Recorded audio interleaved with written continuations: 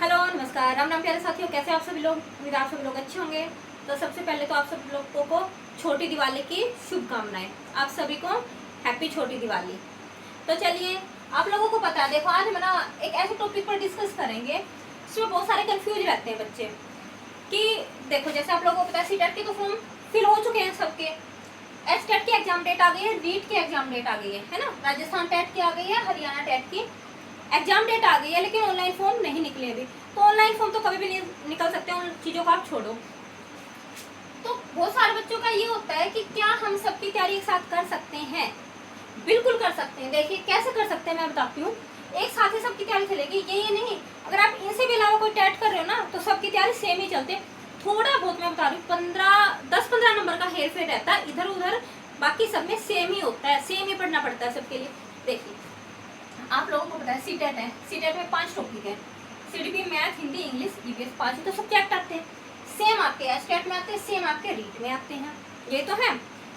अच्छा, ये सब्जेक्ट देखो आपको इसमें सेम आते हैं ना, इसमें भी ये सारे सब्जेक्ट आते हैं, इसमें भी सारे आते हैं। लेकिन सीटेट में क्या होता है, आपको पेडागोजी ज्यादा पढ़नी पड़ती है ना। अगर मैं बात करूं, सीडीपी है, ये तो भाई इसके लिए इसके लिए इसके लिए सेम ही है। इसमें थोड़े से क्या है, डायरेक्ट क्वेश्चन आते हैं एस्टेट और रीट में। सीडीपी से बिल्कुल डायरेक्ट ही क्वेश्चन पूछ लिए जाते हैं।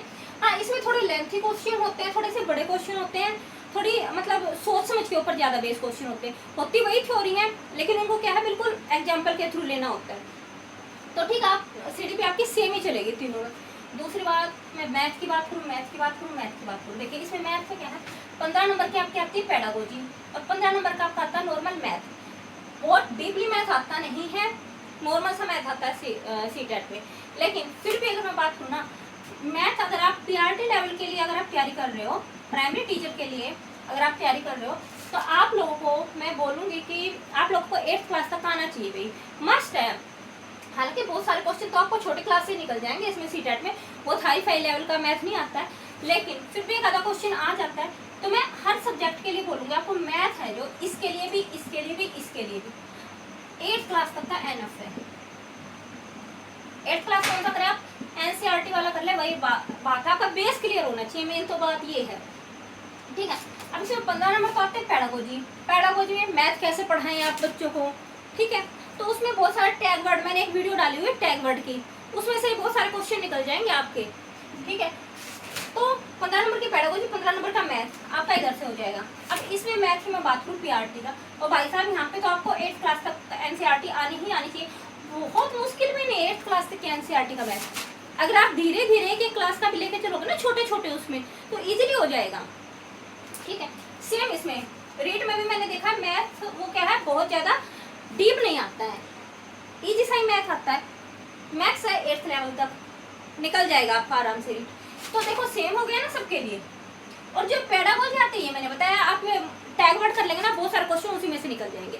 और इनमें आता है डायरेक्ट मैथ, 30 नंबर का, पीआरटी की बात कर रही हूँ, 30 नंबर का, 30 नंबर का, और ये 30, देखो इन दोनों में सेम हुआ, इन दोनों के लिए तो सेम ही पढ़ना है। यहाँ पे जो, और ये 15 नंबर का इधर, यहाँ पे जो 15 नंबर का जो अलग आया है वो मैंने आपको बताई दिया, ठीक है। हिंदी देखिए, हिंदी सीटेट की मैं बात करूँ तो देखो 2 तरीके से आती है। 15 नंबर की पेडागोजी, 15 नंबर का आता है आपका गद्यांश पद्यांश, ठीक है। यानी कि आपके क्या आते हैं, पैसेज आते हैं। 15 नंबर के क्या आते हैं आप लोगों के, पैसेज आते हैं, पैसेज। यहाँ पे हिंदी आपकी 15 नंबर की, 15 नंबर में आपको मोस्टली ग्रामर देखने को मिलेगी। अच्छा, ये जो हिंदी है आपकी सीटेट की अगर मैं बात करूँ, जो 30 नंबर की, 15 नंबर की तो पेडागोजी, आपको हिंदी कैसे पढ़ानी है बच्चों को, बहुत इजी क्वेश्चन आते हैं, आप देख के भी समझ जाओगे, ठीक है। टैग वर्ड सबके लिए है, सारे सब्जेक्ट के लिए। तो 15 नंबर आपके हो जाएंगे, और आप प्रीवियस ईयर क्वेश्चन पेपर कर लो तो उनमें से भी निकल जाएंगे। और जो बची बात आपकी क्या है, 15 नंबर की, 15 नंबर की वही आपकी ग्रामर आएगी। ग्रामर कैसे आएगी, जैसे मान लो पैसेज दे दिया आपको 2 पैसेज देखने को मिलेंगे, ठीक है, 2 पैसेज हो गए, और उन पैसेज के जो क्वेश्चन आएंगे ना, या तो इस पैसेज से रिलेटेड आएंगे, ठीक है, या फिर उस पैसेज के अंदर ही किसी भी शब्द को उठाकर पूछ लिया जाएगा, बताओ ये तत्सम है, तद्भव है, या ऐसे घुमा फिरा कोई पैसेज के वर्ड उठा लेंगे और पूछेंगे, उसी में से कुछ ग्रामर का क्वेश्चन उसमें से पूछ लेंगे। सेम इसमें हिंदी है, 15 नंबर की ग्रामर की है, या तो डायरेक्ट क्वेश्चन आएगी इसमें, कई बार डायरेक्ट भी आए और कई बार पैसेज दे देंगे ऊपर, और फिर 1-2 क्वेश्चन तो उस पैसेज और बाकी फिर उसमें से जैसे कोई भी शब्द उठाया और फिर क्या है नीचे उसी से रिलेटेड ग्रामर के क्वेश्चन पूछ लेंगे। ठीक है, तो बताओ क्या दिक्कत हुई, दोनों का सेम ही तो हिंदी पढ़ना है। ग्रामर इसमें भी आ रही, ग्रामर इसमें भी आ रही और ग्रामर इसमें भी आ रही है, इसमें 30 नंबर की ग्रामर है। ठीक है, इसमें भी पैसेज भी आता है, इसमें भी आता है पैसेज। ठीक है, 2 पैसेज आ जाते हैं इसमें 2 पैसेज आते हैं। इसमें आपकी ग्रामर अलग आती है, जो पैसेज के जो क्वेश्चन आते हैं ना वो पैसेज में से ही पूछे जाते हैं। अब पैसेज में ना बच्चे क्या गलती करते हैं, देखो हमें जो आंसर देने होते हैं ना पैसेज से ही रिलेटेड देने होते हैं, पैराग्राफ को ही पढ़ के देने होते हैं। लेकिन हम क्या करते हैं, कई बार उसमें ना अपनी थिंकिंग घुसा देते हैं, अपनी सोच घुसा देते हैं।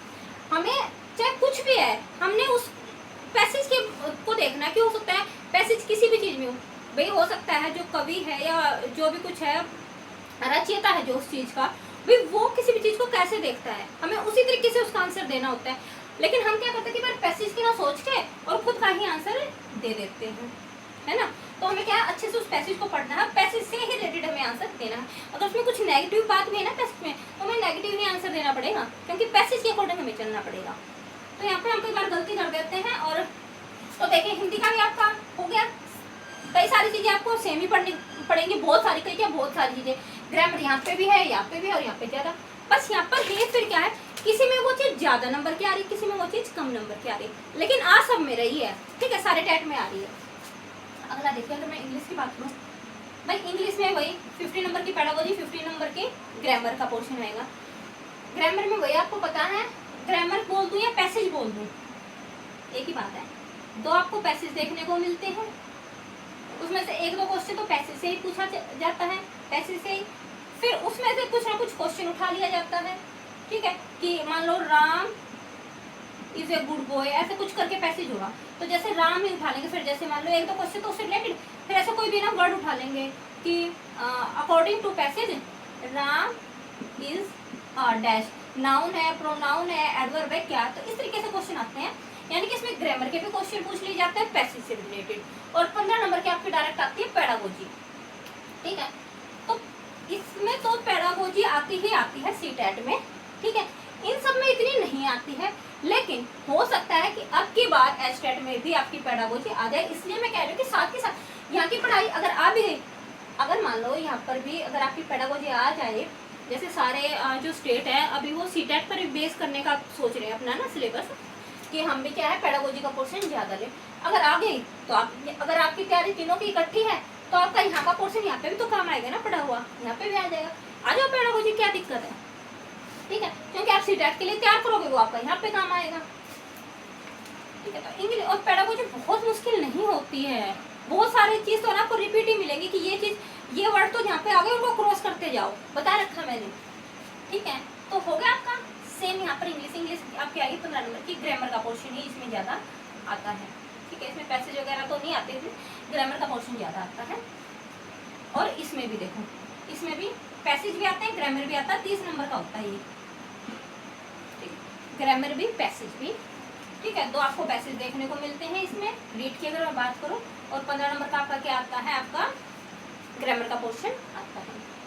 ठीक है, यहाँ तक बताओ सब में क्या सेम सब्जेक्ट आए हैं ना। हाँ, हो सकता है थोड़ा बहुत हेर फेर, कि जैसे इसमें थोड़ा सा ये है कि हमें बच्चों को कैसे पढ़ाना है, इनमें डायरेक्ट क्वेश्चन पूछे जा रहे हैं।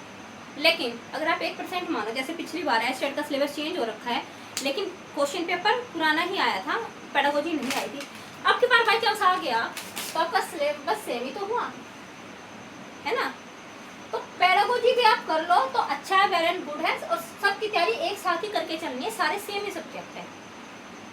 उसके बाद अगर मैं बात करूँ देखो ईवीएस की, इसमें ईवीएस क्या है भाई साहब, 5th क्लास तक की ना, पहली बात तो 5th क्लास तक का आप क्या कर लो, जो आपके स्कूल्स के ना दिल्ली स्कूल्स की जो बुक है वो आप कर लो।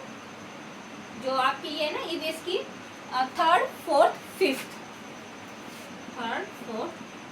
क्लास की ईवीएस की बुक, उसमें से आप कर सकते हो। पिछली बार थोड़ा सा पैटर्न चेंज आया था, लेकिन फिर उसमें आए हुए थे question 3rd, 4th, 5th class की। ऐसी बात नहीं है कि बच्चे डर गए थे कि मैम ऐसे कहाँ से आ गया इतना, आए हुए थे इसमें से, ऐसी बात नहीं है। 3rd, 4th, 5th क्लास में तो आप ईवीएस की बुक उठा लो, दिल्ली वाली, और कहीं की किसी स्टेट की बात नहीं करें, आपको उठानी दिल्ली वाली ही पड़ेगी। ठीक है, वो आप पढ़ लो, इजीली 15 नंबर लिख लो, 14-15 नंबर इजीली बहुत आसान, यहाँ से आप फटाफट गेन कर लोगे। उन्हीं चैप्टर में से क्वेश्चन आ जाते हैं डायरेक्ट, ठीक है। अच्छा, अब यहाँ पे क्या है, ईवीएस का थोड़ा सा झोलमोल है। यहाँ पर जो ईवीएस बोल दो, जीके बोल दो, देखो ईवीएस यहाँ पे तो डायरेक्ट ईवीएस ही बोलते हैं, यहाँ पर ईवीएस भी आप बोल सकते हो, जीके भी बोल सकते हो। ईवीएस का क्वेश्चन मैंने आपको कर रखा है, एनसीईआरटी फॉलो कर लो आप, कौन सी 8th क्लास तक, ठीक है। एनसीईआरटी फॉलो कर लो कहाँ तक, 8th क्लास तक, इजीली हो जाएगा। इसमें भी देखो ये ईवीएस ना, इन दोनों की सेम सी आती है, इसकी और इसकी सेम सी आते हैं। आप इसमें भी आपको 8th क्लास तक का पढ़ना पड़ेगा एनसीईआरटी का।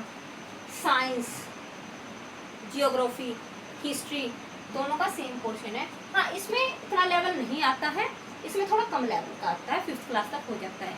लेकिन आपका अगर सब्जेक्ट है, मान लो आपका सब्जेक्ट ही हिस्ट्री वगैरह है, भी पेपर 2 की अगर मैं बात करूँ, जैसे आप मान लो पेपर 2 की भी तैयारी करो, फिर आपको इसमें भी पढ़ना पड़ेगा 8th क्लास तक। ये तो थी पेपर 1 की बात। और अगर मैं पेपर 2 की अगर बात करूँ ना, पेपर 2, तो इसमें आपको बाकी सारा सेम है। जो 60 नंबर का है ना, भाई लिख लो, 8th क्लास तक की एनसीईआरटी पढ़ लो अच्छे से। मैं तो कह रही हूँ आप ना 8th क्लास तक की अगर आप एनसीईआरटी किसी भी सब्जेक्ट की पढ़ लेते हो ना, हिंदी की पढ़ लेते हो, आपकी ग्रामर फिनिश। आप 8th क्लास तक की एनसीईआरटी मैथ पढ़ लेते हो, आपका मैथ फिनिश।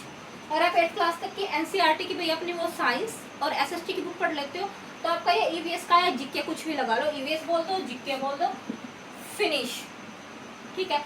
और अगर भाई साहब अगर आपका वो है ना सब्जेक्ट, क्या बोलते हैं, वो है अगर पेपर 2 में सीटेट के लिए अगर मैं बोलूँ, तो 6 से लेके 8th क्लास तक की अगर आप एनसीईआरटी पढ़ लेते हो, तो आपका पेपर 2 का अगर आपने हिस्ट्री उस वगैरह किसी से भी कर रखा हो, यानी कि अगर आपका स्ट्रीम आर्ट रहा है, तो आपका पेपर फिनिश। साइंस के लिए आप कर रहे हो, तो आपको साइंस की पढ़नी पड़ेगी। आई है बात समझे? तो ऐसा कुछ नहीं है, किसी में ज़्यादा, किसी में कम, ये सब कुछ चलता ही रहेगा। थोड़ा सा डिफरेंस में लेके चलते। देखो मोस्टली पेपर 120 तक, तो मैं 120 भी मैंने कम ही बोला है, 120 से लेके 130 नंबर तक का तो सब सारे टेट में सेम ही होता है। सेम सब्जेक्ट पढ़ने पड़ते हैं, सेम होता है, सेम पैटर्न होता है, सेम 8th क्लास तक की एनसीईआरटी पढ़ लो, कोई इतना बड़ा खास नहीं है। उसके बाद थोड़ा थोड़ा वो चेंज हो जाता है। जैसे एस्टेट में हमारी क्या आ जाती है, हरियाणा की जीके भी आ जाती है ना, 10 नंबर की। यहाँ पे हमारी थोड़ी सी राजस्थान की जीके भी देखने को मिलती है ना। थोड़ा सा फर्क है, ज्यादा फर्क है नहीं। इसमें हमारी रीजनिंग भी आ जाती है 10 नंबर की, बस ये थोड़ा सा डिफरेंस है 10-20 नंबर का। बाकी ये देखो ना 120-130 नंबर का तो सेम ही है। मान लो 20 नंबर का यहाँ से अलग आ गया, 15 नंबर, मैं बोल रही हूँ 12 से 15 नंबर के बीच राजस्थान की जीके आती है, तो कितने का फर्क रहा? 120 और 130 तो सेम ही है ना, तीनों टेट के, कोई अलग नहीं है। तो आप तीनों टेट के साथ ही साथ तैयारी करें। जो मैं मोस्ट इंपोर्टेंट बता रही हूँ भाई, जिसको भी पास करना है ना, सारे टेट कौन सा भी हो, चाहे यूपी टेट हो, एमपी टेट हो, कोई भी हो, रीट हो, ठीक है। हमने तो भाई सारों की इकट्ठी ही तैयारी की थी। आप क्या करो, अगर आप 6 से लेके 8th क्लास तक एनसीईआरटी कर लेते हो ना, वेल एंड गुड है, बहुत सारे टॉपिक आपके निकल जाएंगे। उसमें आप मैथ कर लो, हिंदी आपको ग्रामर ठीक करनी है, ग्रामर कर लो, और उसके बाद हमारा क्या बचा, इंग्लिश, ठीक है। हालांकि इंग्लिश में एनसीईआरटी की प्रेफर नहीं करती हूँ, क्योंकि मुझे इंग्लिश सही नहीं लगती है एनसीईआरटी की, लेकिन मैथ और हिंदी के लिए क्या है, अच्छी है। ईवीएस आप एनसीईआरटी की फॉलो करो, ठीक है, क्योंकि ये मैं खुद के एक्सपीरियंस से बता रही हूँ, इन्हीं में से ही आते हैं अगर आप एनसीईआरटी फॉलो कर लो तो। इंग्लिश मैंने नीतू सिंह की पढ़ी थी, मैं पहले भी बता चुकी हूँ, मैंने वही किए थे, तो वो मेरे को काफ़ी अच्छी लगी थी इंग्लिश की, ठीक है। तो मैंने आपको बता दिया। और ईवीएस के लिए ये तो ना 15 नंबर आपके डायरेक्ट आते हैं 3rd 4th 5th क्लास में से, ये तो बहुत ही अच्छा है। तो मोस्टली मेरे ख्याल से आपका पैटर्न सेम ही रहता है, थोड़ा बहुत हेर फेर रहता है, वो मैंने बता दिया। 20 नंबर का मैक्सिमम बोल रही हूँ, 30 नंबर का, फिर भी 150 में से 120-130 नंबर का सेम रहता है। तो मैं तो आपको ये बोलूँगी, आप तीनों की तैयारी साथ साथ करो। अच्छा, एक बात और बोलूँगी, हरियाणा वाले हैं ना, वो राजस्थान का भी फॉर्म फिल जरूर करना, और राजस्थान वाले हरियाणा का भी। अब क्यों, देखो बहुत सारा ना हरियाणा का ना ऐसा एरिया जो बिल्कुल राजस्थान के टच में, इधर राजस्थान है, इधर हरियाणा, बिल्कुल ऐसे बॉर्डर पे है। तो अगर मान लो आप हरियाणा वाले हो, आपने राजस्थान में अगर आपका सिलेक्शन हो भी गया, तो हो सकता है आपके यहाँ पे यहाँ पे इस बॉर्डर पे आ जाए, बिल्कुल हरियाणा के पास ही तो है, टच में ही तो है ना, तो ज्यादा फिर आपको दूर नहीं पड़ेगा। और राजस्थान वाले भी बहुत सारे बच्चे हैं जो हरियाणा में करते हैं जो, ठीक है। तो ये सब कुछ था, और मैं तो ये बोलूंगी आप अपने सारे टेट की तैयारी इकट्ठा ही लेके चले, एक ही साथ आपकी तैयारी हो जाएगी, ठीक है। तो मेरे ख्याल से आपको समझ में आया होगा कि हम सबकी तैयारी इकट्ठी करें अलग अलग करें, तो मैंने आपको बता दिया कि सबकी तैयारी कैसे होगी, ठीक है।